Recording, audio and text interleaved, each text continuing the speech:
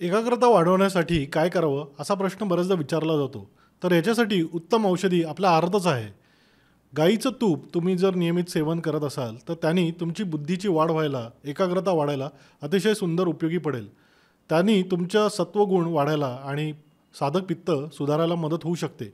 तशाच प्रकारे तुम्ही जर गाईचं तूप दोन्ही नागपुड्यांमध्ये 2-2 थेंब सोडलं तर त्यानीसुद्धा तुमच्या मनाला शांतता येण्यासाठी आणि मनाला आलेला थकवा दूर होण्यासाठी, तुमची एकाग्रता वाढण्यासाठी मदत होऊ शकते. त्यामुळे जे परीक्षार्थी आहेत, विद्यार्थी आहेत यांनी याचा नियमित वापर करा. याचप्रमाणे आयुर्वेद ग्रंथामध्ये मेद्य रसायन सांगितलं गेलं आहे, ज्याच्यामध्ये प्रामुख्याने ब्राह्मी, शंखपुष्पी, अश्वगंधा आणि ज्येष्ठमध यांचा उल्लेख केला गेला आहे. तर या वनस्पतींचं मिश्रण घेतल्याने तुम्हाला एकाग्रता आणि तुमची स्मरणशक्ती वाढायला मदत होऊ शकते. त्यामुळे ही औषधी मिश्रण तुम्ही जर नियमित घेतलं तर एकाग्रता वाढवण्यासाठी अतिशय उपयोगी पडू शकेल.